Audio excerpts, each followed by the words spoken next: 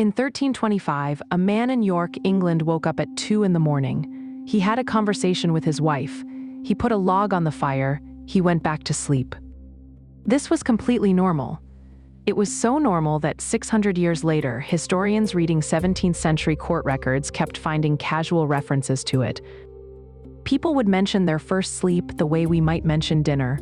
The whole medieval world slept this way, in 2 separate stretches, with a quiet hour between them. And they did it for more than 1,000 years, until about 1840 when we stopped. The waking itself wasn't the strange part. The panic about it was. Medieval people weren't afraid of being awake at 2 in the morning. It was the middle of their night, not a wall they were slamming into. What kept you awake, they believed, was what you did during the wakeful hour. That belief tracked with 6 other rules so specific and so shared across every European village that they shouldn't have agreed as precisely as they do. But they do. And when modern sleep scientists finally studied them, almost everyone turned out to be mostly right. This video is about what the medieval world knew that we forgot. Not one thing, 7. 7 small rules the medieval household lived by. Rules that sound, to modern ears, insane. Or superstitious, or like the hardship of people who didn't know better. They turn out to be the opposite. A historian named Roger Ekirch spent 16 years in archives tracking down just the first rule. Modern sleep science is still catching up to the others. I'd like to walk you through all 7. No hurry. There's a reasonable chance you know some of what we're going to find tonight. Not because you've studied it, but because your body still carries it. The 2 in the morning waking. The wrong temperature bedroom that won't let you go under. The sense, when you finally do sleep somewhere perfect, that you've been somewhere you'd almost forgotten. Those aren't modern ailments. They're old human defaults. The last 2 centuries interrupted them. The medieval family had solutions to most of them. Quiet, inherited, plant-based, and exactly right. We lost the solutions, not the problems. I'll break frame for just a moment if you'll allow it. I found this material because I couldn't sleep. Not as a research project, as a problem. I'm in my mid-20s, finishing a graduate degree in digital humanities and historical studies. For years I treated waking at 2 in the morning as evidence of something being wrong with me. History is the thing that quiets my mind when nothing else does. So I started reading, and what I found over the last few years of research is that the modern picture of how we're supposed to sleep is historically very new. The older picture is stranger, more interesting, and in some ways a great deal more honest. That's why we're here tonight. The rules the medieval world lived by sound from the comfort of a modern bed, completely insane. They slept fully clothed on straw with insects they couldn't name. They shared beds with strangers. They welcomed animals indoors at night. They put out the candles and covered the fire when the village bell rang at 8. They woke up at 2 in the morning on purpose. For centuries, historians looked at that list and saw nothing but poverty. People doing the best they could with what little they had. But over the last 40 years, something quiet has been happening. In sleep laboratories and archaeological digs and archive reading rooms, a different question has been forming. What if none of those practices were survival compromises? What if they were the system? That's what we're here to walk through tonight. 7 rules, 1 at a time. Slowly, and by the end, there's one rule none of them ever wrote down, because they didn't have to, and we'll come back to that in Chapter 5. There's also a pattern Roger Ekirch spent 16 years tracing through court records and private diaries. We'll arrive at him properly in Chapter 4. So, the first rule. The one that sounds, to modern ears, like the beginning of a gratitude list. They slept on straw. Not a mattress filled with straw. Straw. Sometimes loose on the floor, sometimes bound into a long sack called a pallet or a tick. Sometimes layered on a raised wooden frame that was itself barely more than planks. The tick was usually linen, usually patched, and the straw inside had been gathered from the fields after harvest, still smelling faintly of soil and sun. A well-kept pallet was emptied and refilled once or twice a year. A poorly kept one went longer. The same pallet often carried 3 generations of a family, one after another, into and out of sleep. Grandparents, parents, children, 100 years of human warmth pressed into the same dried grass. Here's what that looked like. The room is not large. 14 feet by 12, a packed earth floor swept smooth, a single small shuttered window. The walls are lime-washed, a soft oyster color that catches the light of a tallow candle. Against the far wall, the pallet. Against the door wall, a small chest with the family's clothing folded inside, a bench, a single iron pot. And in the corner near the hearth, a long-handled wooden rake for tending the straw bedding. It has its own name in Middle English, a scrape. Used twice a week to pull the top layer into the yard and replace it with fresh. Because the straw, it turns out, is not just poured into a tick and forgotten. It's maintained, tended, refreshed. A 14th century English housewife spent roughly as much time thinking about her bedding as a modern homeowner spends thinking about the furnace filter. It was a domestic system with rules, and those rules had reasons. There was a routine. Monday was sweeping day in many parts of rural England, and the sweeping included the bedding. Thursday, in some villages, was the day the tick was opened and topped. Saturday, before the Sunday rest, the pallet was turned. Each of these small acts had been done by women in the same house, in exactly the same way, for as long as anyone in the village could remember. Think about the first time you read that description. What comes up is the obvious list: fleas, lice, dust, damp, mice, very likely. And all of those were genuine. Medieval people weren't blind to their insects. They complained about them at length. The word bedbug in English is 6 centuries old. That alone tells you how long it's been a concern. There's a marvelous passage in the 14th century Goodman of Paris. A household manual written by an anonymous middle-aged bourgeois for his very young wife, giving her careful advice on how to deal with fleas. His method involves sprigs of alder leaves laid in the bed, a particular kind of cloth trap baited with bread crusts, and the careful shaking of the mattress over a bleached sheet in the courtyard at noon. These weren't people who ignored the problem. They had a literature on it. But here's the thing: archaeology has quietly changed in the last 30 years. When researchers started carefully sifting through the bedding layers of preserved medieval sleeping areas, they found something the written record hadn't quite captured. The straw was not random. Lisa Moffat, an archaeobotanist at Birmingham, has been cataloging medieval bedding layers from waterlogged English sites since the late 1980s, her colleagues on the continent. Teams working at Novgorod in Russia, at Coppergate in York, at Schleswig on the German Baltic coast, at the peat-preserved longhouses of medieval Ireland have been doing the same. The pattern across all of those sites is remarkably consistent. Along with the base straw, usually wheat or oat, there are specific plants. Bed straw, which gives its name to the practice. Ladies' bed straw, meadowsweet, rosemary, thyme, wormwood, sweet flag, mint, lavender, where the climate allowed it. These same plants appear in bedding contexts from the North Sea to the Alps for a span of roughly 700 years. They weren't decorative, they were deliberate. Which is strange if you think about it. Illiterate peasant households across 4 countries and 7 centuries, all putting the same specific plants in their beds. Not randomly, consistently. Moffat's work, published in Environmental Archaeology in the early 2000s, showed that the bedstraw assemblages from medieval York contained 8 distinct plant species in statistically consistent proportions. The ratios: more bedstraw at the head end of the pallet, more mint at the foot end, meadowsweet distributed evenly, matched almost exactly the advice preserved in Old English leech books from 3 centuries earlier. A medieval pallet was stratified.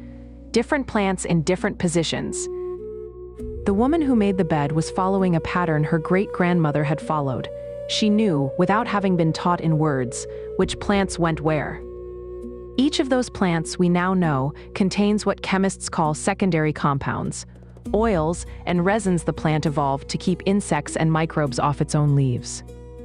Lady's bed straw contains coumarin, a natural flea deterrent whose molecular structure was first isolated in 1820 from the tonka bean.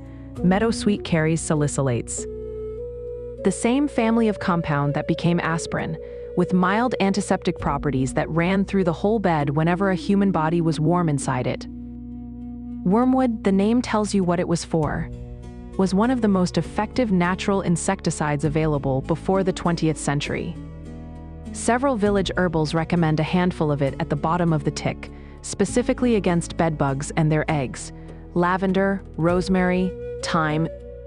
Every single one of them, when bruised and warmed by a sleeping body, releases volatile oils that deter the very insects that would otherwise feast on the sleeper's skin through the night. That's rule one, really. Not the straw. The straw was just the carrier. The rule was the plants pressed into it. And here's where it gets quieter and stranger. These same plants, bedstraw, meadowsweet, lavender, rosemary, show up in modern sleep studies as mild anxiolytics, mild sleep aid compounds. Lavender in particular has been clinically measured to reduce the time it takes to fall asleep. It extends slow-wave sleep, the deep restorative stage. It lowers resting heart rate during the first 90 minutes of rest. So the medieval bed was a slow release of volatile oils, all night, every night, cued by the warmth of a body pressing down on a tick made not of random stuffing, but of a specific botanical blend selected over generations. That should not have worked, and yet it did. Let me put that plainly. An illiterate 15th century family in a one-room cottage in rural England was sleeping on a chemically active sleep aid. They didn't know the word coumarin. They'd never heard of a gamma-aminobutyric acid receptor, but they knew, through the slow, careful transmission of grandmothers teaching mothers, teaching daughters, which plants you wanted in the bedding. And they were right. There's an old piece of advice, recorded in a Sussex household book dated 1589, late for our story, but the manuscript clearly preserves older sayings. That reads, and I'm modernizing the spelling, put bedstraw at the head, meadowsweet at the heart, and mint along the foot. The plants will do the rest. It reads like a nursery rhyme. It sounds like superstition. Reading it with the archaeology in hand, it's a correctly ordered prescription for a 6th-century-old chemically active sleep environment. Head, bedstraw for the scalp insects. Heart, meadowsweet for the mild anti-inflammatory absorbed through warm skin. Foot, mint for the cooling note that rose as the feet warmed. The plants did the rest. There's a second Sussex recipe from the same manuscript for what the writer calls the winter bed. It adds 3 additional plants: sweet woodruff, mugwort, and a small amount of hops, and instructs the maker to layer them at the top of the tick, beneath the linen cover. The dried flowers release their scent slowly as the sleeper's warmth spreads through the mattress. The 3 winter plants are, as it happens, the 3 plants in the list with the most pronounced mild sedative effect at clinical doses. The winter bed was a stronger prescription for the colder months when sleep disturbance is more common and daylight is shorter. Medieval households tuned their sleep environment by season. The tuning turns out to have been roughly correct. One more thing about the straw rule before we move on. When medieval people described their beds in wills and inventories, they almost never described them as uncomfortable. They described them by color and smell, and sometimes by season. The summer bedding and the winter bedding. A 15th century widow named Alice Denys in Somerset left her daughter 2 beds of bedstraw and rosemary, one for the chamber and one for the loft. That's how she thought about them. 2 beds, bedstraw and rosemary. One for each room. Her will is preserved at the Somerset Heritage Center. The valuer who inventoried her household assigned each bed the price of a young milk cow, a significant sum for a village widow. She wasn't poor in the way the 19th century would imagine her. She had 2 beds of bedstraw and rosemary, and she knew their value. The valuer knew their value. The neighbors gathered for the reading of the will knew their value. A good bed was worth a cow, and a good cow could feed a family for a year. Maybe she didn't feel poor when she fell asleep on hers. This is the first piece of what Ekirch and his colleagues have slowly been uncovering, a pattern of medieval domestic knowledge that modern eyes have systematically underestimated. The wisdom pressed into the dried grass of the bed wasn't an accident. It was a quiet inheritance, 100 generations of women making the bed the same way and passing down why. If you've ever noticed you sleep better somewhere specific, the old mattress at your parents' house, or a hotel bed that somehow clicked, you've felt the version of this that still persists. The difference between sleeping well and sleeping adequately is usually not dramatic. It's usually one thing: the particular combination of surface and smell and temperature in that room that night. The medieval household was tuning exactly that, not to comfort exactly, but to the specific conditions under which human sleep runs deep. They happened to know, better than anyone in a modern sleep store, what those conditions were, which brings us, naturally, to a second layer of the straw rule. The straw itself was only half the answer. The other half had nothing to do with what the mattress was made of, and everything to do with what was happening in the room around it. With the temperature, with the cold. And that is rule number 2. In the February page of the Tres Riches Hers du Duc de Berry, painted around 1412, there's a small detail most visitors miss. The central building, the farmhouse, has its front wall cut away so the painter could show the family inside. A man and a woman are warming themselves by the fire. They've pulled their clothing up to their waists to let the heat reach skin. Their daughter tends the flame. Outside, sheep huddle close to the thatched wall. Beehives stand on a stone platform. A horse and cart pass through the gate. Everything in the frame is arranged around the single small source of heat. A viewer who encounters that image for the first time concludes something reasonable. They're cold, they're suffering. And they were, in certain moments, cold. That's true, but if you look at the rest of the farmhouse, at the other rooms painted into the upper edges of the image, you'll find something surprising. The sleeping chamber has no fire, no hearth, no visible source of heat at all.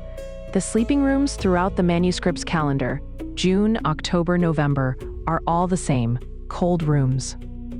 Quiet rooms, rooms that by every record we have, dropped close to 45 or 50 degrees Fahrenheit on winter nights. That's the second rule. Medieval people didn't sleep next to the fire. They slept on the other side of the wall from it. Imagine a country manor house in Kent, sometime around 1440. The great hall is large, warm with a central hearth that smokes up into the rafters. The family ate here an hour ago.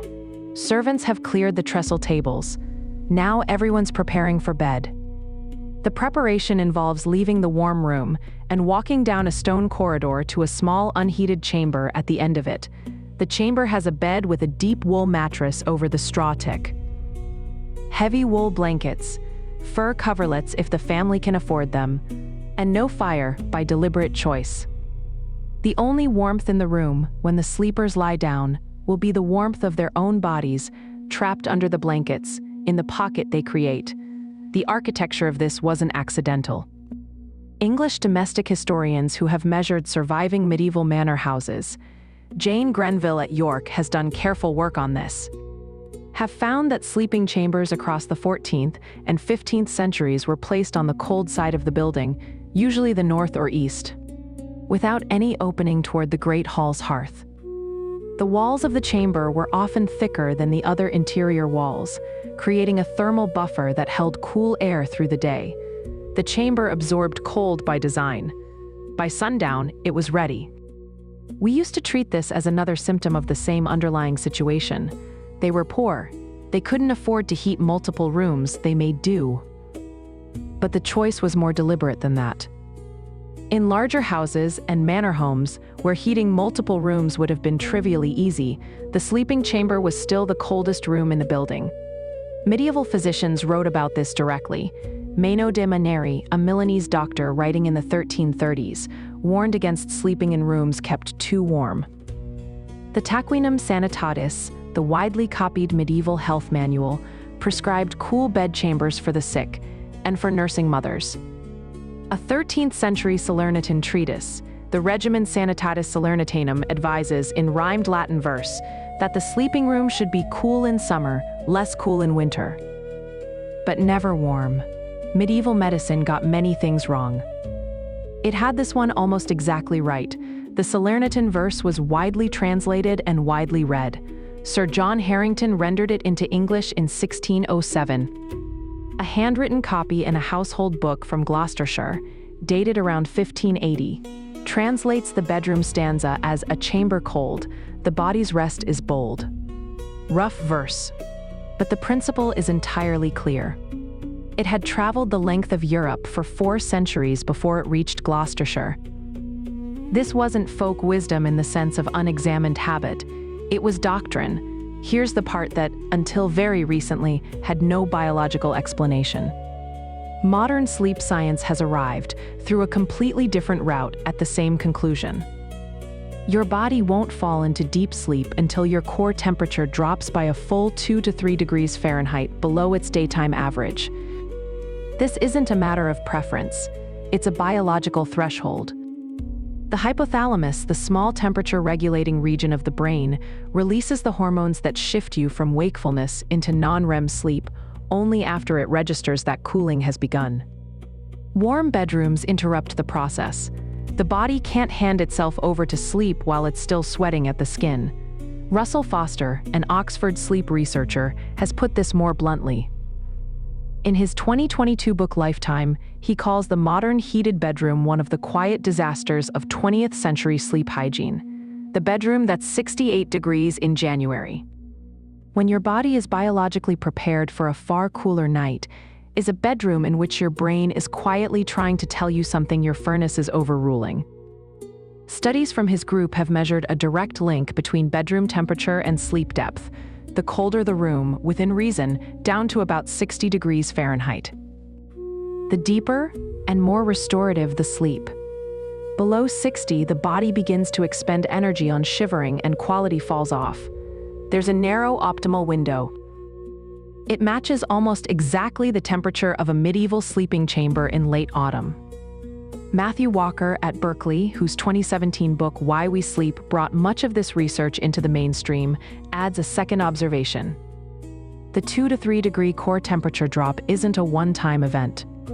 The body continues to cool across the first 3 hours of sleep, reaching its deepest nadir around the middle of the first sleep cycle. That lines up remarkably well, as we'll see in Chapter 4, with the medieval timing of the first sleep. The sleeper isn't just lying in a cool room, the sleeper is handing heat to the room. The cool chamber is absorbing warmth from the body at a steady, measurable rate for hours. The room is part of the system. The medieval chamber wasn't cold by accident. It was cold by medical principle, transmitted in apprenticeship rather than in textbooks, from generation to generation. No one alive at the time could have fully articulated the reason. But it happened to be exactly correct. The way medieval people handled this cold is also worth saying out loud. They dressed for sleep. Wool layers. Wool caps often tied under the chin. The nightcap of nursery rhymes isn't decorative, it's insulation, because the head radiates an extraordinary amount of heat in sleep. Heavy wool blankets. Fur coverlets where the family could afford them. A ceramic bed warmer, a long-handled covered pan of smoldering embers, was run between the sheets to raise the sheets themselves to a comfortable temperature before the sleeper climbed in. Not the room, the sheets. The bed warmer itself is worth a moment. Several fine medieval examples survive in museums. The Museum of London has 2, one brass and one pierced copper, dated to the 14th and 15th centuries. They're elegant objects. Long handles, 3 to 4 feet, so the pan can be run the full length of a bed. A hinged lid. Small vent holes cut in patterns. In one of the London examples, the vents form a Tudor rose. The embers were drawn from the evening hearth perhaps half an hour before bedtime. Enough time for the pan to heat through without so much time that the embers had died to ash. The warmed pan was passed, slowly, between the sheets. The linen came out warmed to the low 70s Fahrenheit. The sleeper, already dressed for cold in wool, climbed into those warmed sheets and felt This is the important part, a thermal welcome. Not the shock of cold sheets, not the sweat of a warm room. A warmed pocket inside a cool room, prepared by someone who loved them, waiting for their arrival. So the medieval bedchamber was a cool room with a warm pocket inside it. That pocket, underneath the blankets, against the body, inside a bed whose mattress had been stuffed with herbs and whose sheets had been run through with coals. That pocket sat in the low 70s Fahrenheit. The room around it sat in the high 40s, and the line between the two temperatures was, in a sense, the line between the sleeper's body and the rest of the world. Stepping into bed wasn't just lying down, it was crossing a thermal boundary from cool to warm. The crossing itself was part of what told the body to sleep. This is what the modern sleep clinic recommends, in almost exactly these words: a bedroom in the low to mid-60s Fahrenheit, a heated bed surface, and the sleeper's body in between. For 700 years, ordinary people in English villages and German hamlets and Italian farm towns were doing this by instinct and inheritance. The Mayo Clinic has published the same prescription in the last 5 years. The American Academy of Sleep Medicine has it in their patient guidance pages. The medieval chamber, reconstructed in a New York apartment, sold back to the sleeper as a modern discovery. The weighted blanket, the electric mattress warmer, the smart thermostat that drops the bedroom by 4 degrees at 10 in the evening. All of it, a digital approximation of the long-handled copper pan from the Museum of London. Think about your own bedroom tonight. If your thermostat is set above 68 degrees, your body is trying to do something your environment won't allow. The core cooling that gates you into deep sleep, the drop of 2 to 3 degrees that the hypothalamus requires, is fighting against the same heat your furnace is pumping into the room. You might not sleep poorly exactly, but you're probably not sleeping at depth.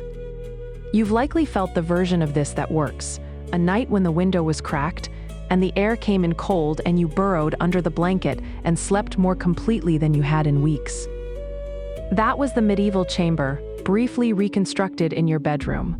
The cool room, the warm pocket. Your body knew exactly what to do with it. And this, finally, is the beginning of why they woke up in the middle of the night. The temperature drop at the start of the evening is only the first of 2 temperature troughs the human body passes through in a full night of sleep. Circadian biologists call the second one the nadir. It arrives around 2 in the morning, the coldest point of the 24-hour cycle. In a body responding to its environment rather than to a thermostat, the effect is exactly what you'd expect. The sleeper wakes, briefly. Just as we'll see in Chapter 4 that medieval sleepers did, that waking isn't a bug, it's a feature. It's the quiet between the sleeps, and it has existed for as long as humans have slept in darkness. But before we get there, there's a rule we have to cross that is, for most of us, maybe the most difficult of the 7. Because it's not about straw or temperature or light, it's about who else was in the room. In the archaeological reconstructions of medieval longhouses across northwestern Europe, there's a piece of architectural common sense that modern houses have forgotten. The human end of the building and the animal end shared a wall. More than that, they shared the same roof, the same air, and sometimes the same floor. Cattle at one end, humans at the other. A low partition, in some cases, a stone divider, occasionally nothing at all. The best preserved example in Britain is the deserted medieval village at Warham Percy, in the Yorkshire Wolds. Archaeologists under Maurice Beresford and John Hurst excavated 40 longhouse foundations across 40 years of digging. The house plan was almost identical across centuries and sites. A rectangle, 60 feet long and 16 feet wide, a low central door on the long side, a cross passage at the middle, with the human half on one side and the animal half, the byre on the other. The byre had a slightly lower floor so that any water or waste drained away from the humans. The walls were cob or stone with cob infill. The roof was thatch. The whole structure was designed, from the ground up, to house people and cattle together year-round in a deliberate and functional arrangement. Further north in the Scottish Highlands, the same basic longhouse form persists into the 19th century as the Black House. Still occupied, still serving the same function. In the Hebrides, the anthropologist Werner Kissling filmed the last working black houses in the 1930s. His footage shows exactly what Beresford and Hurst were excavating at Warren Percy. A shared building, a family at one end, 2 or 3 cattle at the other, a central door, a raised sleeping platform. The system had worked for so long that it didn't need to be argued for. It simply was. The modern reaction to this is almost universal. It can't have been good for them. It can't have been clean. It can't have helped them sleep. 3 things, all of which turn out to be less true than we assumed. Start with the heat. A full-grown cow gives off around 600 watts of body heat. That's the output of a small space heater running continuously. Put 4 cows in the byre end of a longhouse. On a bitter winter night, that end of the building is warmer than any other interior space in the village. The partition wall between the animals and the humans absorbs that warmth and radiates it slowly into the sleeping side. The humans don't feel cooked. They feel the ambient temperature raised by perhaps 8 or 10 degrees, purely passively, by the presence of the animals, for free. This is what medieval builders were doing when they designed the longhouse. They were harvesting heat. They knew, without calling it this, that the animals they tended produced more warmth than their own fires could ever generate in a long winter. They built their homes to capture that heat without wasting any of it. The building was a careful thermal argument. Animals at one end, humans at the other, hearth in the middle. Hay above, packed earth below. The whole structure designed in a way modern passive solar architects would recognize to move heat in the right direction and hold it there.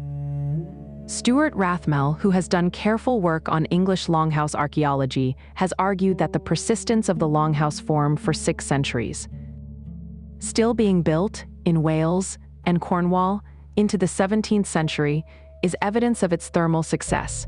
Houses that didn't work didn't persist.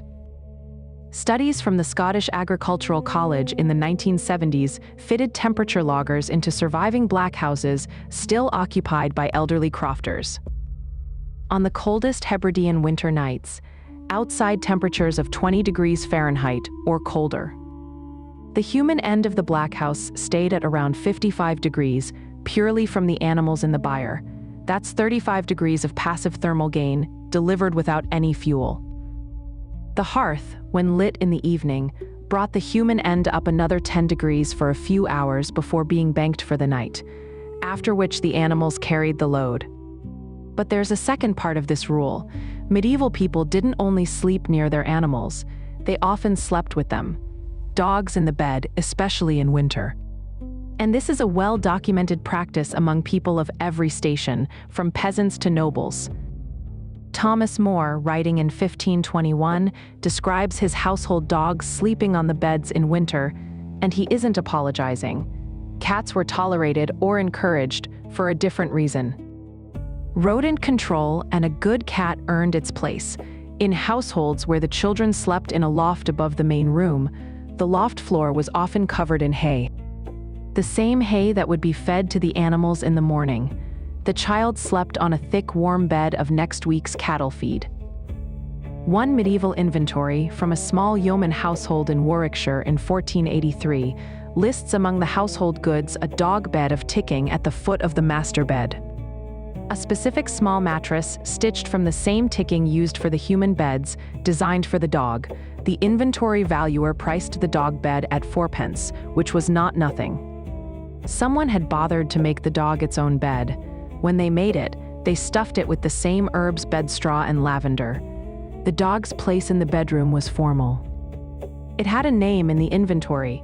The obvious question is disease, zoonotic illnesses, tuberculosis, brucellosis, salmonella, are real, and they passed between animals and humans in exactly these arrangements. Skeletal evidence from medieval cemeteries confirms it. Roughly 8% of adult skeletons in northern European rural graveyards from the 12th through 14th centuries show the characteristic lesions of bovine tuberculosis. So how did this not wipe out every medieval village with livestock? Part of the answer, which has only become clear in the last 20 years of medical history research, is that the arrangement wasn't as uncontrolled as we assume.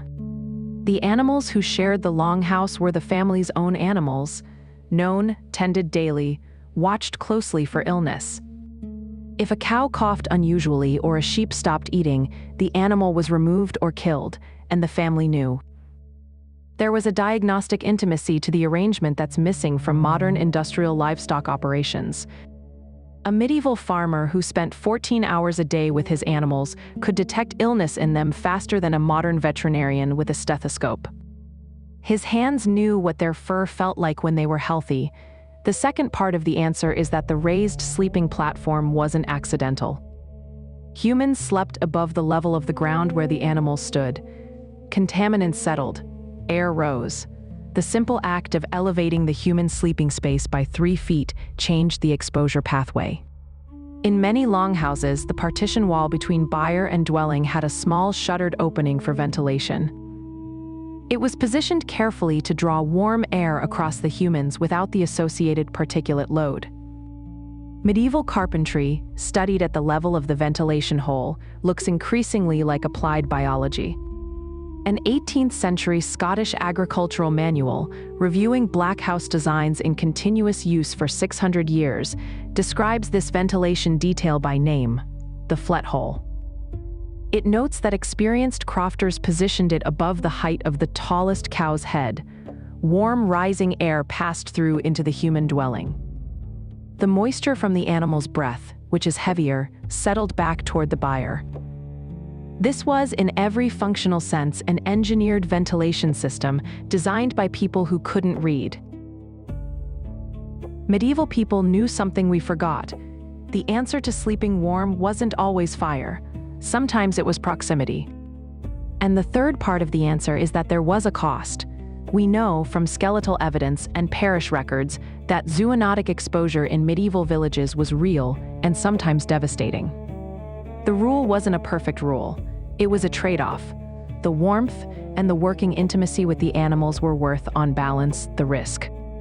In a world where dying of winter cold was a more present danger than dying of bovine tuberculosis. But here's what none of us, looking at the animal rule, tend to notice. Sleeping near a large, warm, slow-breathing body, an animal that isn't alert to predators, completely at rest, is calming to a human nervous system in a way we're only beginning to study. The sound of a cow's deep, slow breath at a distance of 10 feet is almost precisely the breathing rhythm that sleep medicine recommends for induced relaxation.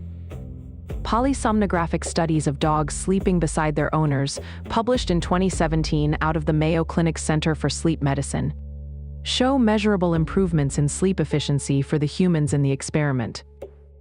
The humans didn't sleep worse with an animal in the room. They slept better. A follow-up study in 2020, out of Canisius College in Buffalo, extended the finding. Women who slept with dogs in the bed reported deeper sleep, woke less often in the night, and felt more rested on waking than women who slept with a human partner or alone. The medieval family wasn't falling asleep in silence. They were falling asleep to a bedroom soundscape that no modern sleeping room has ever quite reproduced. The deep breath, the shift of hoof on straw, the occasional low complaint of an ox rolling to its other side, the quiet chewing of a cow working on its cud. A sound that is, on recordings, almost indistinguishable from ocean surf heard from a long way off. Those sounds have a name in Swedish lagom ljud, the right amount of sound. Enough to tell the sleeping brain that everything in the immediate environment is peaceful and accounted for. Not silence. Silence makes the brain alert. A herd of animals at rest is the opposite of alarm. The medieval bedroom wasn't quiet. And that, it turns out, might have been one of its gifts. If you have a dog that sleeps at the foot of your bed or a cat that settles on the duvet, you probably already know this feeling. The way their weight, their warmth, their breathing seems to settle something that was still unresolved in your body when you lay down. You've probably woken in the night, tense and half alert, and felt the animal shift beside you, exhale, go heavier into sleep, and something in you followed. That's not nostalgia. That's the same mechanism the medieval family relied on every night. A nervous system that registers another body at rest, in range, and interprets it as permission to go under. The longhouse was a 12-animal version of your dog at the foot of the bed, and for those who sleep alone, in a room that's fully silent. The sealed, climate-controlled, soundproofed modern bedroom. This is worth sitting with. The brain that cannot hear anything safe happening nearby is a brain that has to stay slightly more awake to monitor the silence. Medieval beds were loud by modern standards. They were also, apparently, very good for sleep. There's one more thing to say before we move on, because I've been making these rules sound deliberate, as if every medieval family had a sleep manual they were consulting. Obviously, they didn't. What they had was something harder to describe. A set of practices passed through generations, each of which in its own way worked.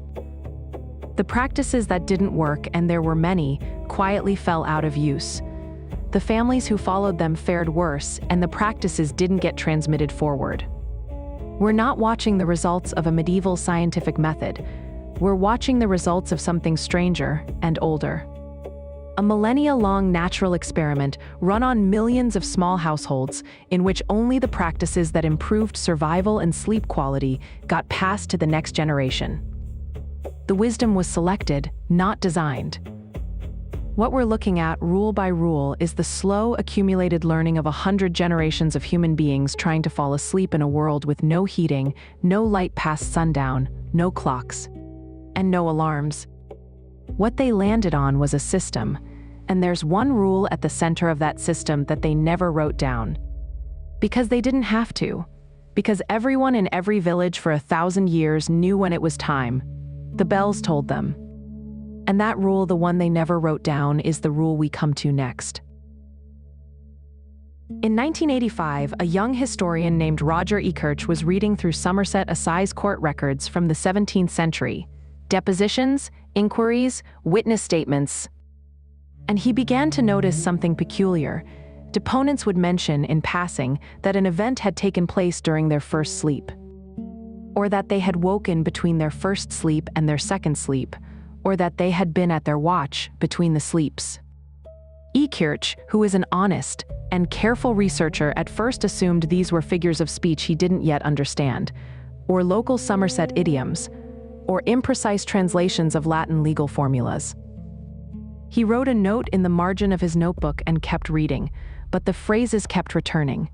In letters, in diaries, in medical advice manuals, in poetry, in sermons.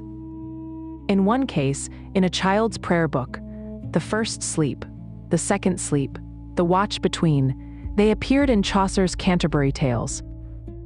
The Squire's Tale mentions someone rising from his first sleep, and in Cervantes' Don Quixote, and in Cicero's letters to Atticus in the 1st century before Christ. They weren't English.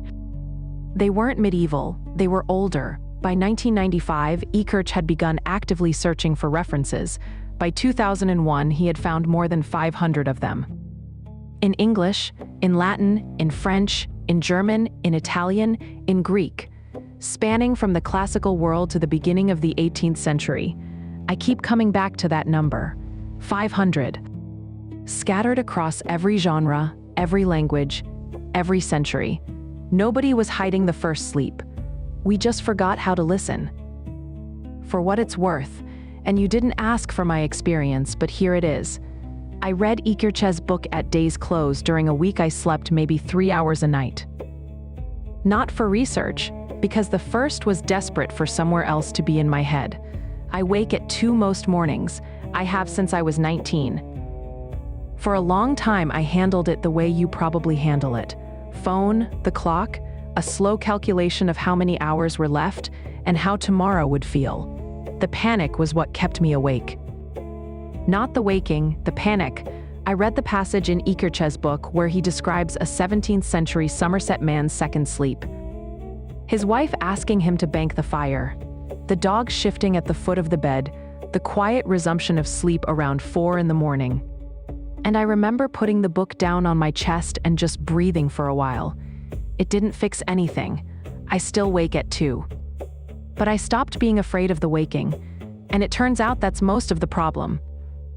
I'm telling you this because I think it's the most useful thing I know, and I don't want to pretend I learned it from a library alone. Ekirch laid the whole thing out in a 2001 paper in the American Historical Review. It was 60 pages. It was received in the historical profession with the quiet, respectful skepticism that greets most unexpected claims. And then, within 5 years, with broad acceptance, because the evidence was simply too dense to dismiss. There were too many references. They were too consistent. The phrase appeared in too many languages across too many centuries. Something was there. What he'd found wasn't an idiom. It was a description of a sleep pattern so universal that no one had thought to name it in any document explicitly, because every reader was expected to know what the first sleep meant. The way we might write about breakfast in a diary without defining it, the way a medieval reader, encountering the Latin phrase primus somnus, would simply know which part of the night was meant. Here's the pattern as Ekirch pieced it together, published in his 2005 book At Day's Close, Night in Times Past, issued by W. W. Norton. A medieval European family went to bed not long after sunset. Early in winter, later in summer, always within an hour or two of full dark. They slept deeply for around 3.5 hours. They woke, naturally, somewhere between midnight and 1 in the morning. They remained awake for 1 to 2 hours. Then they returned to bed and slept a second shift, perhaps 3 more hours, until shortly before dawn. The pattern varied by latitude. In Italy, where winter nights are shorter, the first sleep ran slightly longer and the watch was shorter. In Scandinavia, where winter nights are 14 or 15 hours long, the watch expanded. In some Swedish records to almost 3 hours. In every region, the basic structure was the same. Dusk, first sleep, watch, second sleep, dawn. The sleeper wasn't counting the cycles. The sleeper was just sleeping, but the environment was structuring the rest according to a biological clock we are only now remeasuring. It's the kind of thing that doesn't make sense until it does. The hour between the sleeps had a name. The watch, or in some regions the still watch, or simply the wake. In Latin, in tempesta nox, the unreckoned night, the hour outside the day's count. And what they did during that hour was as quietly variable as what any human family does in a quiet hour. Some of it is in the record. They lit small candles and read. They mended clothes. They prayed. This is especially well documented, and medieval prayer books include a specific set of devotions called the Matins prayers, designed to be said at exactly this hour, often structured around Psalm 94 and Psalm 63. They talked, married couples, Ekirch notes dryly, conceived children. A Yorkshire court record from 1659 describes a woman named Jane Bowker who walked to her neighbor's cottage during her watch to borrow a flint, because her own had gone cold. She returned home an hour later to her second sleep with the neighbor's daughter accompanying her, because the path was dark.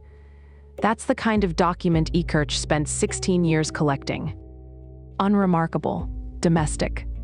Taking the biphasic pattern so completely for granted that no editor thought to annotate it. There's another case, from a church court in Essex in 1595, of a dispute over stolen chickens. The accused man's alibi is that he was at his watch with his wife, between his sleeps. From the ringing of the half-night bell until the returning of the same, the court accepted the alibi without comment. The phrase needs no explanation. Everyone in the Essex courtroom, judge, defendant, witnesses, clerks, knew what it meant. They wrote letters, too. They visited neighbors, sometimes, though it was considered mildly unusual. They tended the fire. They heard the monastery bells across the fields, ringing for the matin service at around 2 in the morning. They knew they weren't alone in being awake. That last detail is worth sitting with for a moment. The medieval bell schedule, the one that ordered monastic life for 1,000 years, codified in the Rule of Saint Benedict around 540 AD, wasn't an isolated system. The bells rang for the villages too. The whole landscape was, in a sense, synchronized.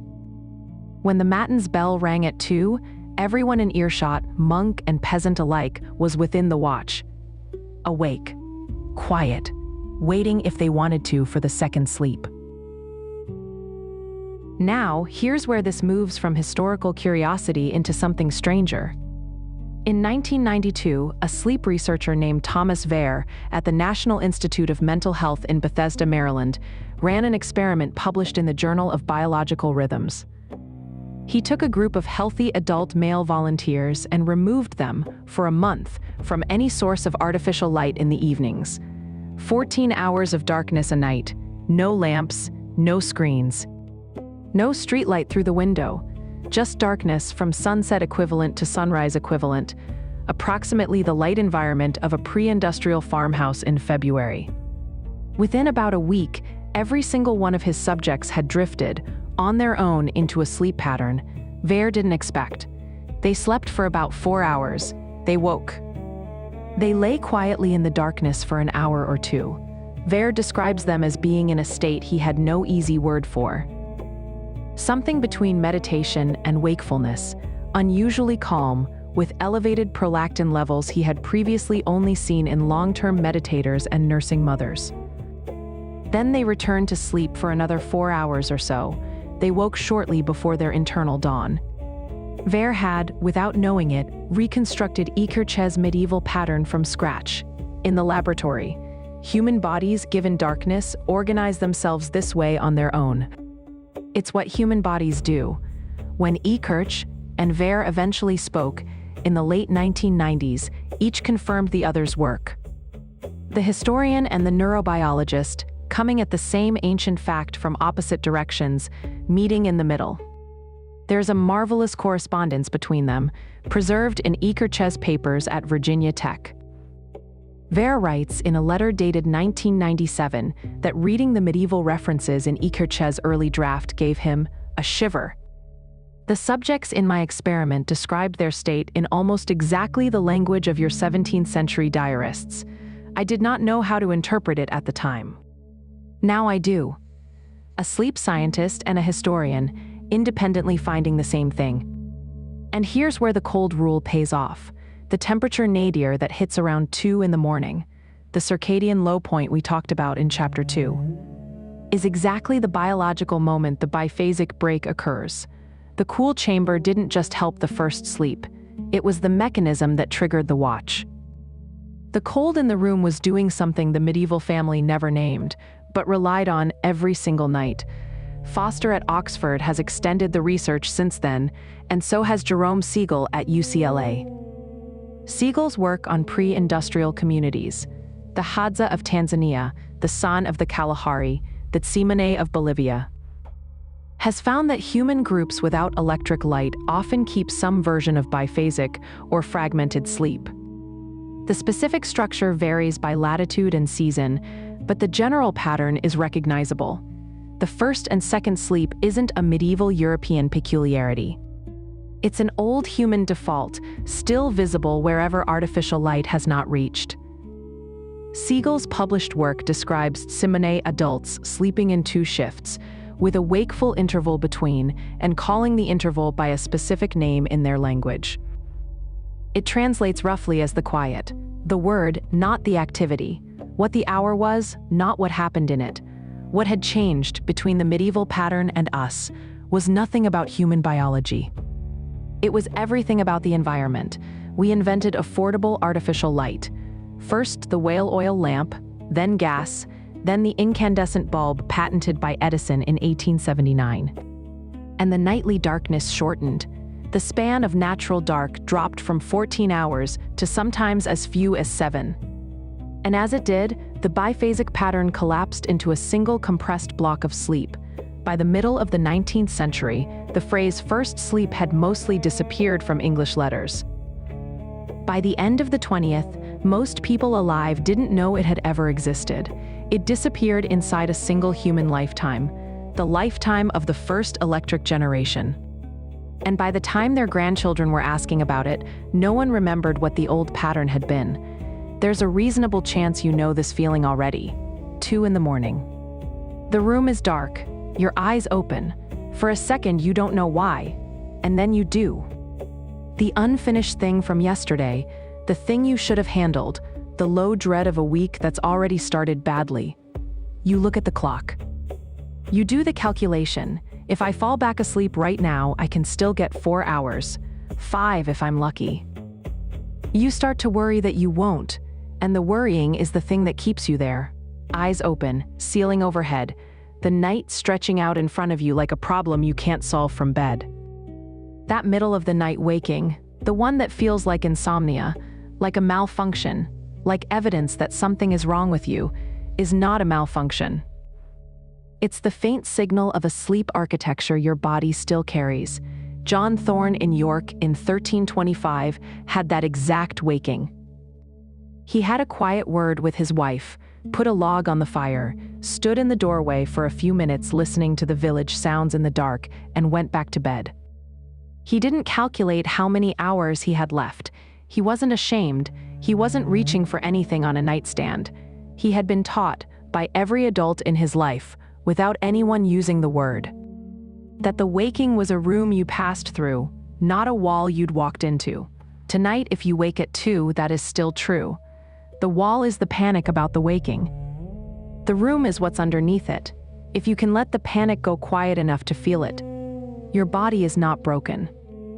It is doing something very old in the only language it has left from a world that understood it.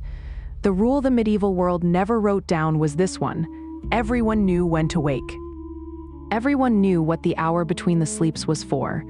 The bells told them, the darkness told them, their own bodies told them.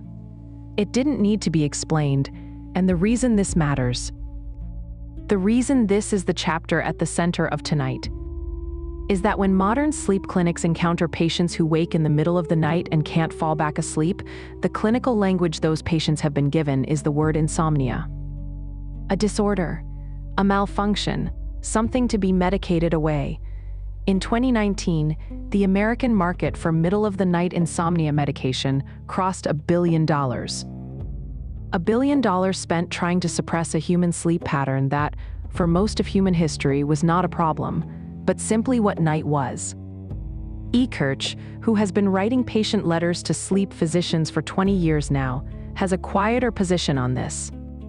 He says mildly in interviews that some portion of what we call middle-of-the-night insomnia may not be insomnia at all. It may be the return of a sleep pattern the body has never truly forgotten. The system is trying to express itself. The environment won't let it.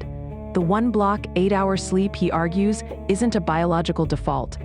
It's a 19th century industrial invention.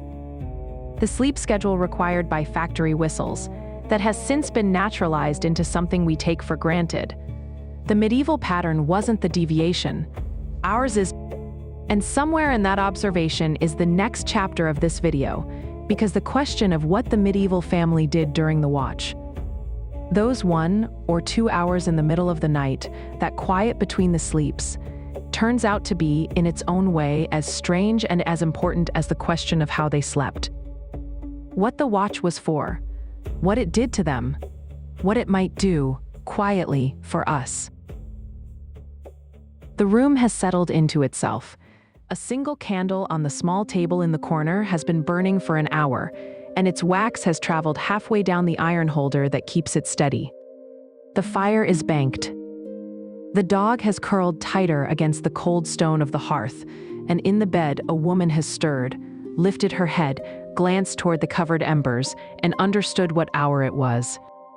This is where we left the medieval family. Waking around 1 in the morning, in a cool room with a banked fire, to a village that knew they were awake, and a monastery across the fields that was awake with them. The question is what they did with the hour or 2 before they returned to sleep. The first thing to say, because it runs against the modern picture of medieval life, is that they didn't panic. We have no record, none of any medieval author describing the middle-of-the-night waking as a problem. Not one medical remedy appears in the surviving texts. No prayers against it, no folk cures. The waking isn't treated as an affliction because it wasn't an affliction. It was simply something that happened every night to every person old enough to have stopped nursing. Anyone looking for the medieval cure for middle-of-the-night waking finds nothing, because the medieval world wouldn't have understood the question. Instead, what we find are hundreds of small references to what people did with the time. And those references, taken together, form a gentle and quite beautiful picture. Some of them prayed. The Book of Hours, the most widely owned book of the late medieval period, contains a specific set of devotions called the Nocturnes, arranged in 3 sections, each taking around 20 minutes to recite. Together they fill the watch exactly. A medieval layperson with a Book of Hours had, built into the book itself, a ready set of quiet spoken words to carry them from the end of the first sleep to the beginning of the second. The Psalms most often used, 94, 63, 119, are notably gentle in their Latin meter. Read aloud, slowly, by candlelight, they have almost the cadence of a lullaby. The same words, in almost the same order, were being said at the same hour by every praying Christian across Europe. The most beautiful surviving Book of Hours is the Très riche du Duc de Berry, the same manuscript we met in Chapter 2 for its February page. Its middle section contains an entire illuminated cycle for the Nocturnes. Each of the 3 sections opens with a small painted scene of a medieval figure at prayer by candlelight, in a quiet chamber, with the prayer text below. The manuscript was a personal commission for a wealthy duke, but the text it reproduces wasn't private. The same Nocturnes, in plainer handwritten copies, were in the possession of fishmongers and weavers and innkeepers. A cheap Book of Hours could be had in the 15th century for the price of a good meal. Many homes had one, many read. We have inventories of books owned by non-noble medieval households. One of the surprising findings of the last 50 years of research, literacy was far higher than we used to assume, especially among urban tradespeople. A leather worker in 15th century London might own 4 or 5 books: Aesop's Fables, a local saint's life, a practical herbal, a book of hours of his own. And during the watch, by the light of a single small candle, he might read a page or 2, slowly, in the hush. Nicholas Orme, who has done most of the careful work on medieval lay literacy, has argued that the watch, that quiet hour, that sheltered time, was the single most common reading hour in the pre-industrial calendar. Not the day when there was work, the night when there was not. A 1530 Florentine inventory of a silk weaver's household lists 2 books at the bedside, a Book of Hours, much used, and a small herbal, much used both at the bedside. For the watch, the notation is the weaver's own. It is one of the few surviving first-person descriptions of what a non-elite reader actually did with his books. You'd expect the opposite. You'd expect the poor to sleep hardest, without margin for anything else. And yet the watch was their reading hour, others wrote. The diarists of the early modern period. Samuel Pepys, most famously, but dozens of lesser-known figures as well, wrote in their diaries that they had written a passage during the watch, or that a poem had come to them then, or that they had worked out, during those quiet hours, the solution to a difficulty that had been troubling them the previous evening. Pepys, in his own diary, June 1665, mentions composing a business letter in my watch, by candle, before my second sleep, written as a normal domestic note. The way one of us might say we checked email before bed. The watch isn't special to him, it's just a productive hour. Eckert notes that the watch seems to have been, for many people, a time of unusual mental clarity. The dream state still lapping faintly at the edges of waking thought, but the mind itself quiet and unhurried. John Locke, who thought carefully about almost everything, has a passage in his letters where he describes working out a paragraph of what would become the essay concerning human understanding during his watch. He writes in 1686 that the argument came to me in the quiet of the first wakening, and I set it down by candle before the second sleep took me. It was the clearest, the day's shape had seemed to me. A philosopher rising at 2 a.m, finding in the watch the clarity that the full day hadn't given him. The watch was, in a small way, the working hour for a particular kind of thought, the kind that needs stillness and darkness and a mind half dreaming. A great many talked. Husband and wife, the one who woke first rousing the other, then lying in the dark or by the small candle's light, talking through whatever needed to be talked through. The medieval household had very few private spaces and even fewer private times. The watch, by its quiet and its separation from the rush of the working day, was often the closest thing to privacy a married couple had. Conversations recorded in later witness statements, often in the context of legal disputes, describe the watch as the hour when matters of household finance and property and difficulty got talked about. Lawyers in the 16th and 17th centuries even started a legal shorthand for it. Evidence from a conversation betwixt the sleeps carried particular weight, because it was understood to be a time of honest and unhurried speech, a kind of domestic truth-telling hour preserved in the common law. And a smaller number simply lay there, awake, quietly. Not asleep and not busy, not anxious. The phrase one 14th century monk used for this was tranquilla vigilia, the peaceful watch. There's something in that phrase if you let it settle. Peaceful watch, not a restless one, not an anxious one, a watch that was simply expected to be gentle. Which is strange if you think about it. These weren't pampered people with nothing to worry about. They were farmers and tanners and weavers with everything to worry about. And their word for the middle of the night was peaceful. What Thomas Vere measured in his 1992 laboratory experiment when he kept his subjects in 14 hours of darkness a night was that the state they entered during this middle of the night quiet had a biochemical signature. Their prolactin levels were elevated well above normal daytime levels and held steady throughout the watch. Prolactin is a hormone associated with feelings of calm and contentment. The particular hush of a nursing mother after she has fed her child, the subjects described in Vere's interviews a state of unusual peace. One of them said it was like meditation. Another said it was like the feeling of a long flight where you give up on reading and simply look out the window for an hour. A third said, more simply, that he couldn't remember when he had last felt this unhurried. This is, almost word for word, what the medieval diarists were writing about when they wrote about the watch. The hour of no hurry, the quiet between. Here's the detail that gets me, though.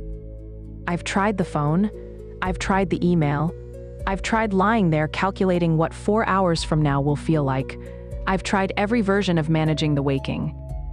The one thing that actually worked, the thing I arrived at by accident, reading Ekirch at 3 a.m. during a week I wasn't sleeping, was doing almost nothing. Just letting the hour be an hour, moving into the watch deliberately, not fighting the hour, not fleeing from it, was what every account described. When you wake at 2 a.m. and your first move is to reach for your phone, to check the time, check the news, check whether the email you've been dreading has arrived, you are doing the exact opposite of what the watch was designed for. The blue light from the screen tells your pineal gland to stop producing melatonin. The news tells your amygdala that something requires a response. The email preview gives you something to worry about until dawn. You've taken that hour of biochemical calm and handed it to a device. One that will spend the next 90 minutes making sure you don't get back to sleep. By any modern measure, the solution was boring. They prayed, they read a few pages. They talked quietly in the dark. They lay there, but those things worked, not because they were morally superior, but because they preserved the prolactin state. The unhurried, half-dreaming calm that the body had already prepared. The watch, uninterrupted, was a rest that wasn't sleep. It required nothing. It returned its own reward. And then the second sleep came, and it ran deeper than the first. Now, the monastic contribution to the watch is, I think, one of the most underappreciated aspects of medieval sleep. Because the monasteries weren't only in the watch themselves, they were, in a sense, the broadcast antenna for the whole landscape. The bells for matins, the long office of prayers sung in the church between 2 and 3 in the morning, were audible for miles. They punctuated the watch. They gave it a rhythm. When the matins bell began across the fields, any wakeful villager knew it was a particular hour. Once the ringing stopped, listeners knew the monks had begun their office. which under the Benedictine rule consisted of 12 psalms, a series of readings, and a closing prayer, running for about an hour. And at the end of the office, an hour later, it was time to consider returning to bed. The whole thing was audible. A villager lying in her bed in the valley, 3 miles from the abbey, could tell you exactly where in the office the monks had reached. She counted bell strokes and matched them to the liturgy she had grown up hearing. The watch wasn't silent. Underneath it all was a low, continuous presence. A community of other people quietly awake together. The sound architecture of the medieval night was, in its way, one of the most sophisticated acoustic systems Europe has ever built. Not a sound that reached everyone at the same volume. A sound that reached everyone at all, faintly or clearly depending on distance, and that was recognizable at any distance. The Cistercian Abbey at Revalks in North Yorkshire could be heard, on still winter nights, in the village of Helmsley 4 miles away. That was by design. The bell was the village's clock, and the village was the abbey's congregation. Sleep, in other words, wasn't a private domestic practice in this world. Community held the whole system together, woven through the landscape by means of the audible bell. Villages slept together and woke together and held the watch together. A person waking in the night wasn't isolated. They were joined by everyone else in earshot who was awake. This, too, is something the modern bedroom, a sealed, climate-controlled, soundproofed cube, has quietly lost. And here's where the straw rule closes. The volatile oils from the lavender and bed straw that rose from the warming mattress all night, those were still present during the watch. The bed the medieval sleeper returned to at the end of the quiet hour still smelled of everything that had been pressed into it. Climbing back into bed wasn't neutral. Returning was a re-entry into a botanical signal the body had already learned. Second sleep came faster than first sleep, in many accounts. The herbs were part of why. If it feels comfortable, let your attention rest on the shape of that. A whole landscape, from the small cottage to the distant abbey, awake together at the same hour, quietly, without any one of them needing to speak. The stones of the bell tower are patient. They have been rung at this hour for 800 years. They will be rung somewhere at this hour tomorrow. The bell does not hurry. It has never had to. And this is, finally, the rule the medieval world never wrote down, because no one needed to write it down. When the bell rang, you knew what time it was. Hours later, when it rang again, you knew what to do. The whole system was legible to anyone who could hear it.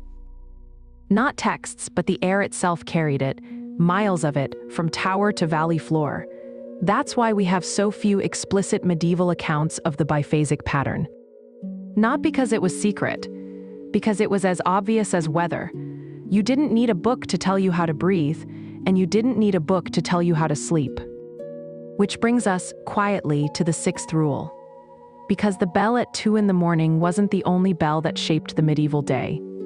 There was an earlier one. A bell that rang at dusk and gave its name, eventually, to the whole evening ritual of preparing a home for darkness. A ritual whose name, in modern English, has lost almost all of its original meaning: the curfew. The hour is late. In the houses at the edge of the village, the last of the day's bread has been taken from the ovens, and a faint smell of warm rye still hangs in the cooler evening air. A dog turns in the doorway of one cottage. A cart passes on the track beyond the churchyard, and in the bell tower, a rope is being gathered into the hands of the parish clerk, who is about to ring the evening bell for the 612th consecutive night of his service. The word curfew in modern English means an imposed time by which one must be indoors. We associate it with wartime regulations and teenagers. It's a word about restriction. That's not what the word meant originally. The word comes from the Old French phrase couvre-feu, which translates plainly as cover the fire. And what it referred to wasn't a restriction at all. It was an instruction. The earliest explicit English record of the curfew law comes from 1068. William the Conqueror instituted a nightly bell at 8 in the evening, ringing from every parish church. All hearth fires had to be covered before the sounding ended. The law was controversial at the time because it was Norman, but the practice it codified was far older. Anglo-Saxon villages had been covering their fires at a coordinated evening hour for centuries before William arrived. He wasn't inventing the custom, he was making it statutory. The Anglo-Saxon Chronicle, writing some years after the conquest, is mildly indignant about William's curfew law. Not because the practice was foreign, but because the forced coordination felt Norman. The entry complains that the curfew bell was rung at the bidding of the king, against the liberty of the village. But by 1150, only a generation later, the resentment had faded. By 1200, the curfew was simply the evening, the part of the day when the fire was covered, and the house settled and the village grew quiet. It had been renamed by custom from an instrument of royal control into the name of an hour, at a fixed hour each evening, usually around 8 in the winter, later in summer. A bell rang from the parish church. Across different regions, it went by different names: the couvre-feu bell, the cover fire, the 9 o'clock bell, the settling bell. Its function was to tell the whole village that it was time to prepare the home for the night. Specifically, it was time to cover the fire. What this meant in practice was a short domestic ritual that every medieval family performed every night of the year. The glowing embers of the evening's hearth were carefully pushed together into a small, dense heap at the back of the fireplace. A ceramic or metal dome, a curfew, the actual physical object, was placed over the embers. Several fine examples survive in the Ashmolean Museum in Oxford and the Museum of London. The dome had small holes that allowed just enough air for the embers to smolder slowly through the night without catching any drafts or throwing sparks. Around the covered embers, the family swept any stray straw or debris. Candles were snuffed. Lanterns were carried to their resting places. The house, lit for the evening, became the house prepared for sleep. The archaeology of these domes is quietly fascinating. The best preserved medieval curfew objects are from London, where waterlogged cellar conditions have preserved ceramic and copper alloy examples from the 13th through 16th centuries.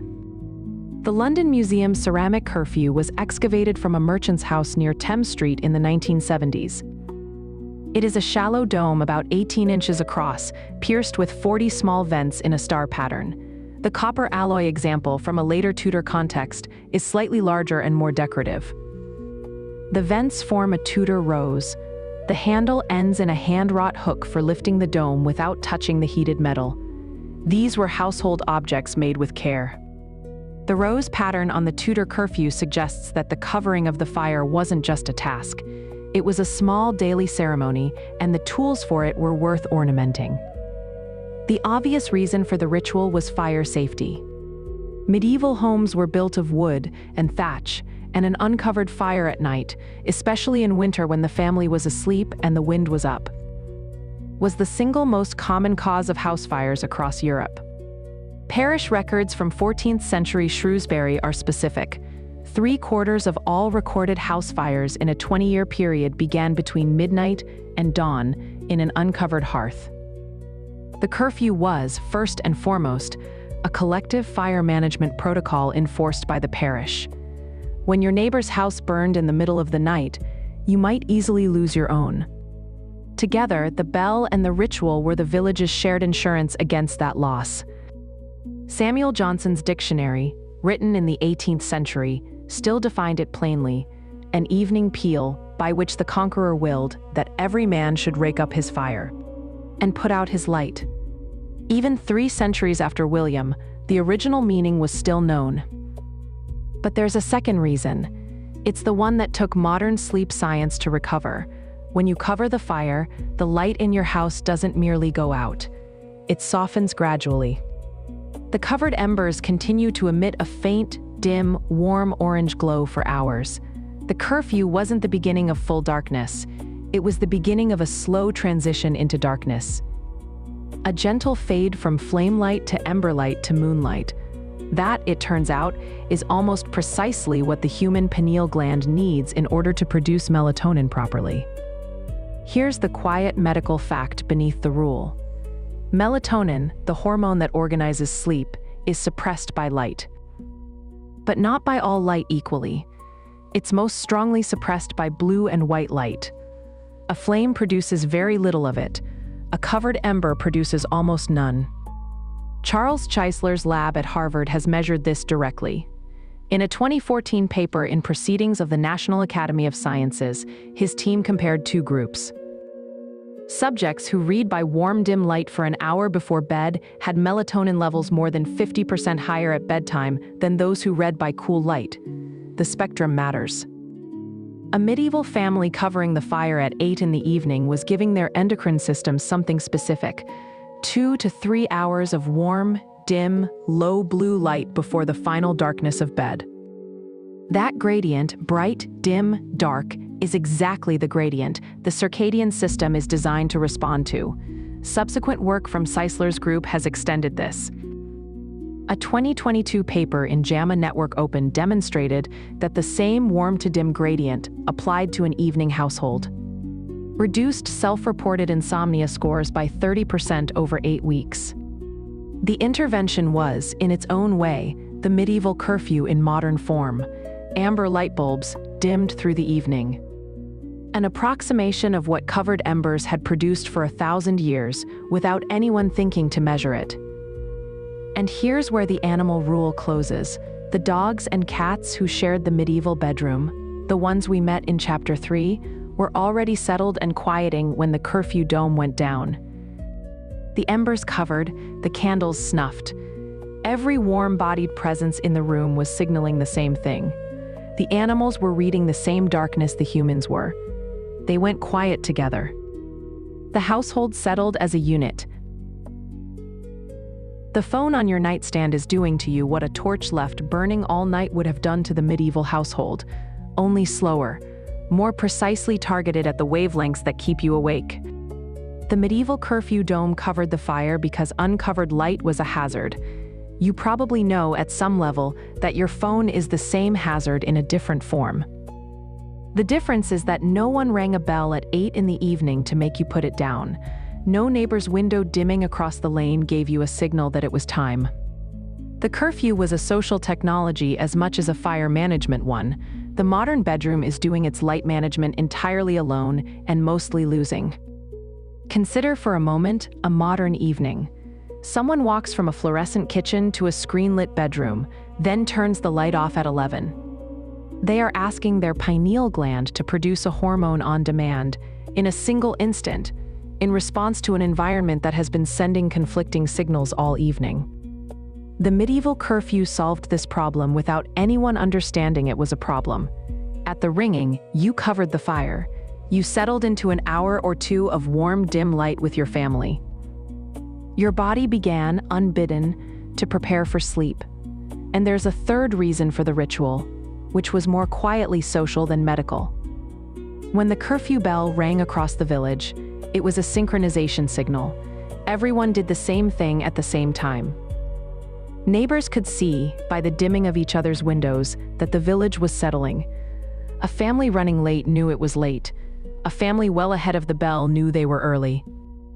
That single shared hour of evening time was something no clock on any wall could have matched, because very few households owned clocks at all. The mechanical clock is a late medieval invention.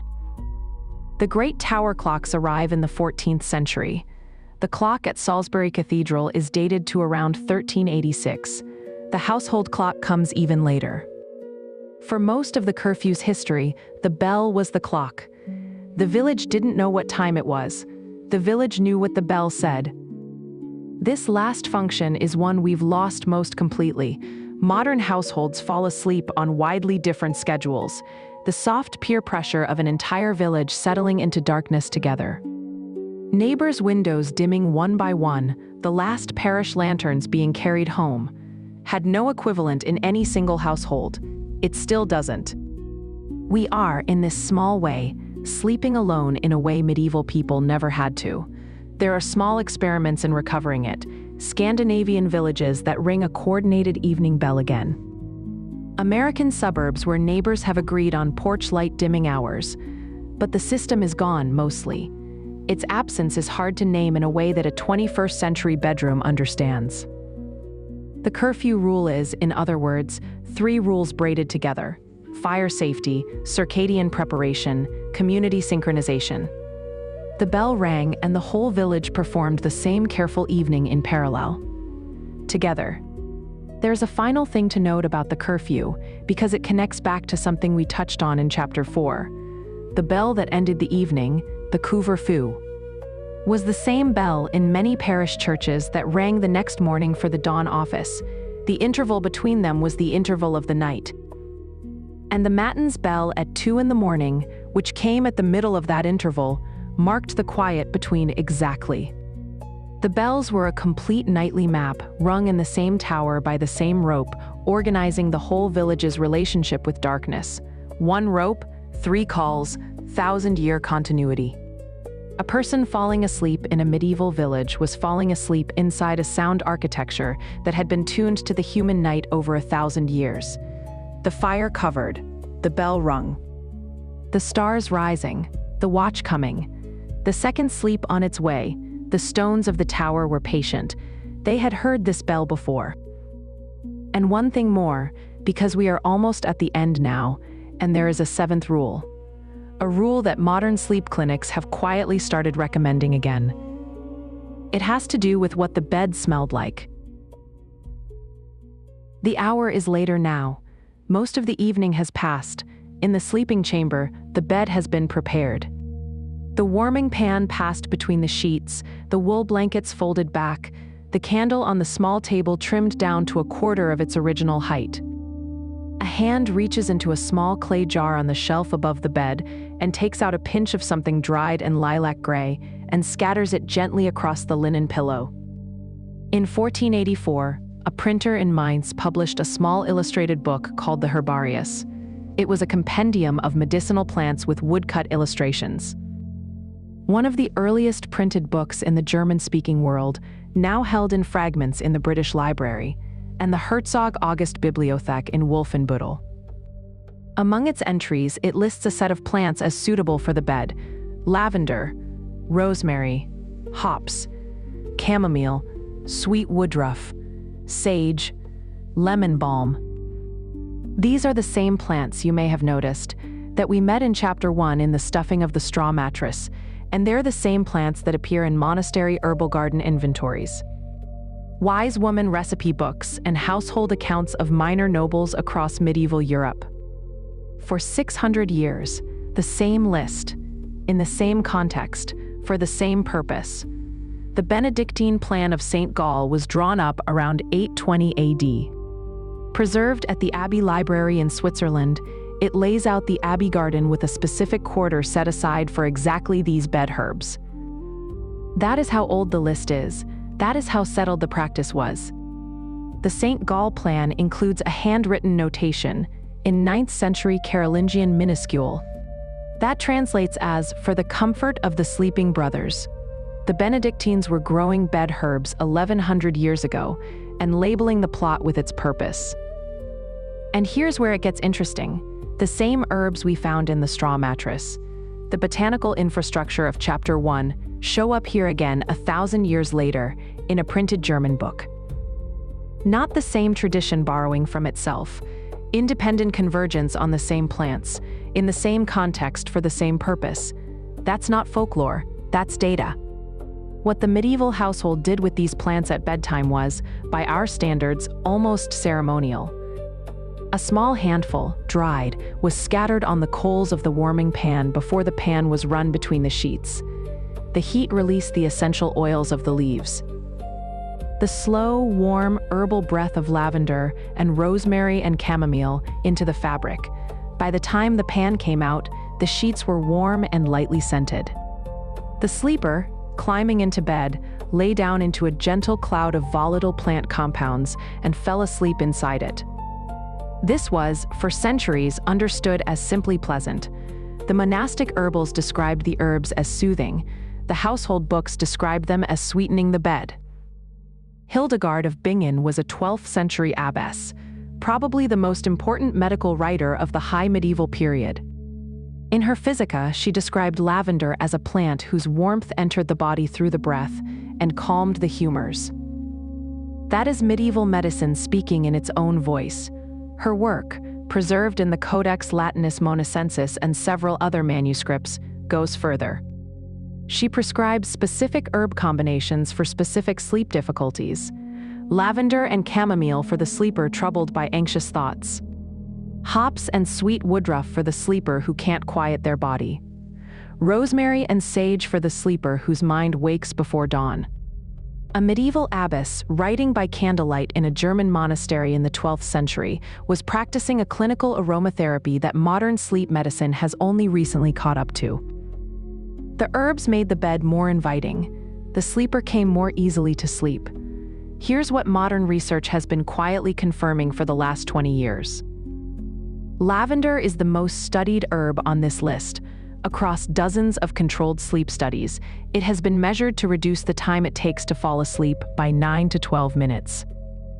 To extend slow-wave sleep, the deepest restorative stage, by a measurable amount. To reduce middle-of-the-night arousals. To lower heart rate during the first 90 minutes of sleep. These findings are robust enough that several major hospital systems now include lavender aromatherapy in their protocols. The Cleveland Clinic and Mount Sinai among them. For patients in coronary care units where calm sleep is medically important, a 2015 meta-analysis in the Journal of Alternative and Complementary Medicine pooled 15 separate trials. It found a consistent effect. Lavender was reliably helpful, by a small but measurable margin, for sleep quality in mixed clinical populations.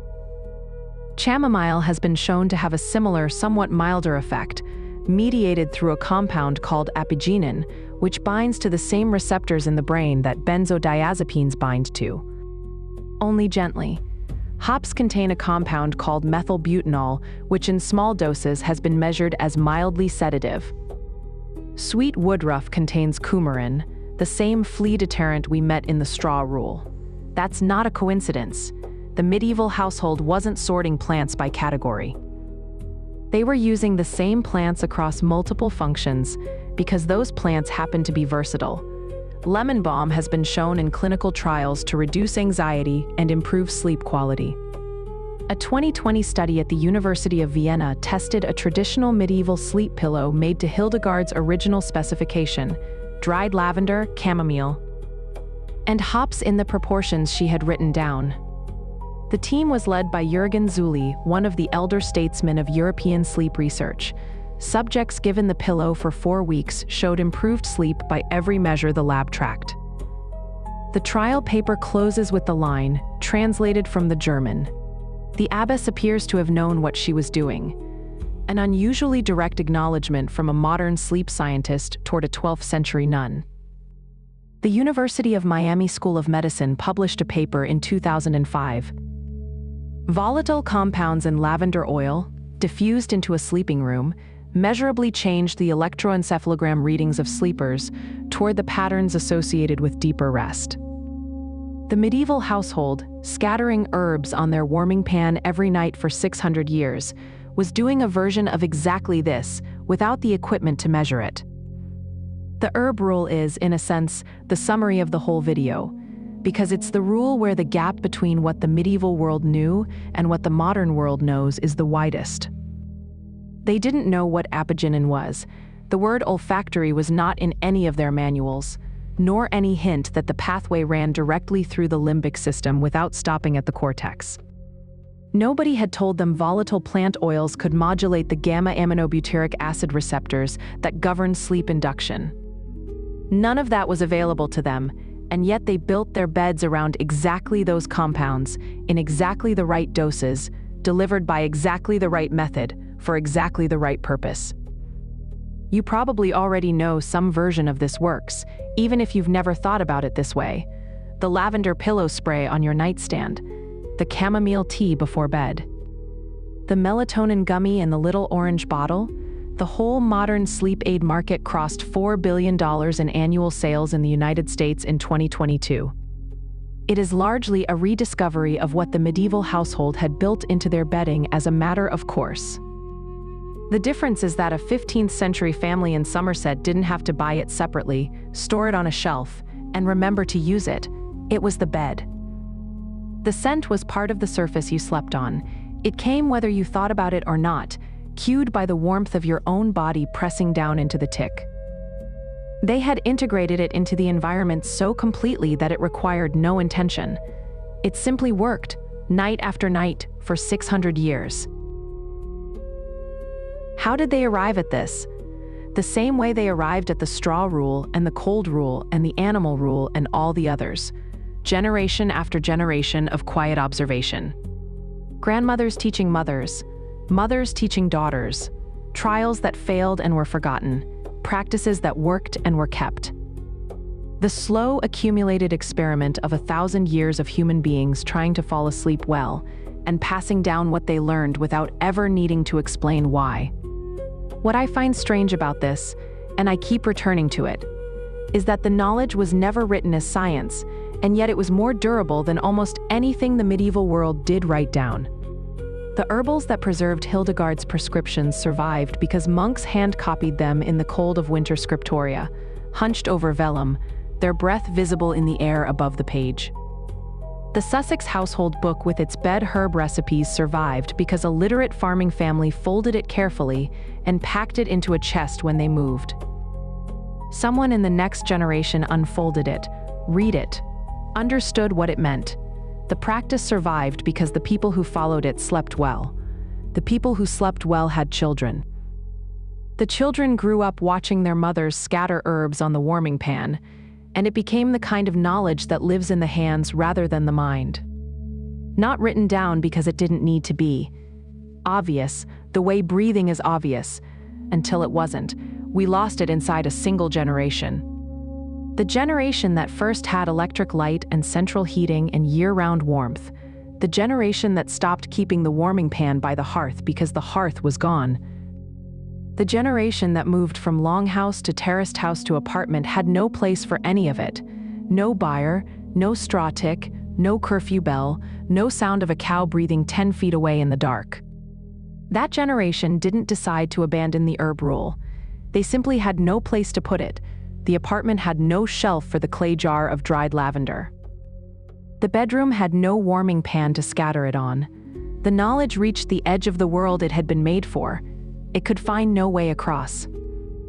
The medieval world didn't know it was conducting the longest sleep study in history. But it was, and the results were written, not in papers, but in practice. In the bed straw, in the covered embers, in the lavender on the warming pan, in the bell ringing out across the fields at 2 a.m. to mark the quiet between. The herbs are patient. They have been dried and scattered on warming pans for 600 years. They are patient still. And so we come to the end of the 7. The straw that was not random but carefully botanical. The cool room that turned out to be medically correct. The animals whose warmth and breath made the house a thermal shelter. The first and second sleep, divided by the hour of quiet waking that the modern world has only recently learned to stop calling insomnia. The watch, held in common across a whole listening landscape. The curfew, which was not a restriction, but an instruction. Cover the fire, let the light fall gently, let the body prepare, and the herbs scattered across a warming pan every night for 600 years. Doing quiet pharmacology no one in the room could have named. The thing I keep coming back to, across all of these rules, is that none of them were written for you. They were written in household books and herbal manuals and court depositions for people who already understood the system, for people whose bodies were already organized around it. And yet here you are, whatever hour of the night this has found you, maybe lying down, maybe watching the ceiling. Maybe just hoping the voice of this chapter carries you somewhere you couldn't get to on your own. Your body still carries most of what they knew. The 2 a.m. waking is still yours if you haven't suppressed it completely. The preference for a cool room with a warm bed, the settling that comes from a breathing presence nearby, the way a particular smell can unlock something in you that nothing else reaches. Those are not new preferences. They are old ones, older than the word for them.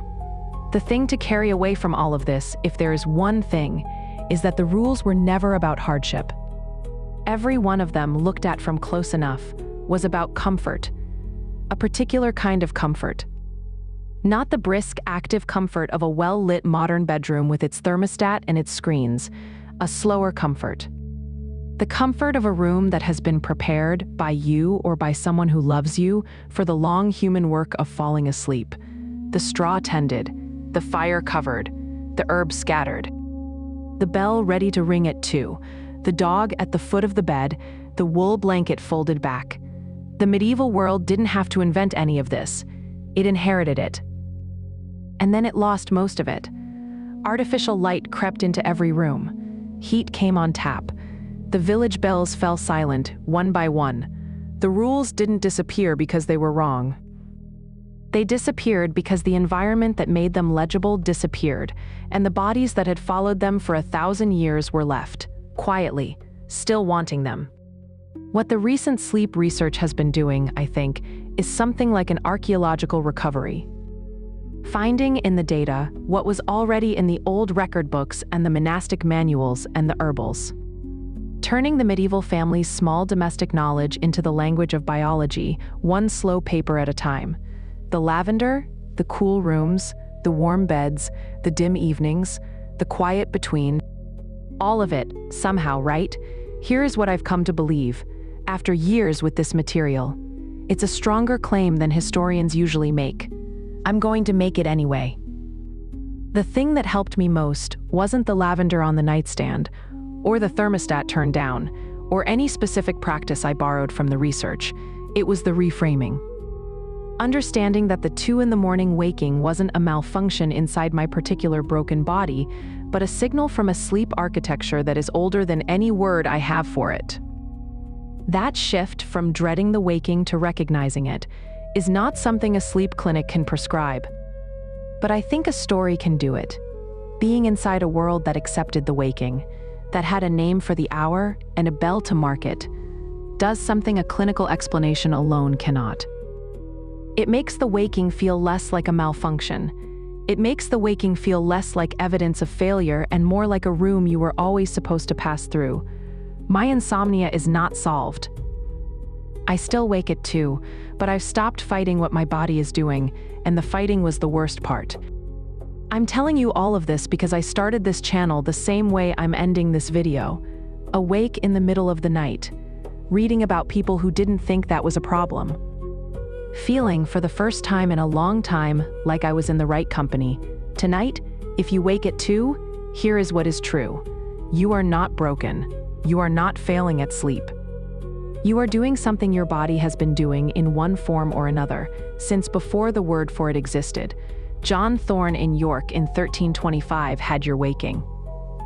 He didn't reach for anything. He didn't calculate. He lay in the dark for a while, in the quiet that was already around him, and the second sleep came on its own. It will come for you too if you can give it the room. The same needs that drove a 14th century family to cover the fire, to scatter the herbs, to lie down together under warm wool. Those needs haven't gone anywhere. The need for shelter, for warmth, for belonging to a small circle of quiet others. They rise without naming at the end of a day in a room of your own. Your body knows what it's looking for. It has always known, the way theirs knew. Turn down the light. Let the room cool. Breathe in whatever small scent of green or warm cloth is near you. The stones of the bell tower do not hurry. They have heard the bell before. The herbs on the warming pan are patient. The straw in the bed has held its warmth for 600 years. If you wake in the middle of the night, and you might, do not worry. The village is awake with you. The bell has rung. You may rest, and if you have drifted into the last of the music, and if the shape of an old English cottage at the end of a village lane is still somewhere in your mind. The covered fire, the scattered herbs, the wool blanket folded back, the quiet between. Then rest there. The room has been prepared, the candle is trimmed, the dog is at the foot of the bed. The quiet is patient. It has been here for a very long time. Sleep well.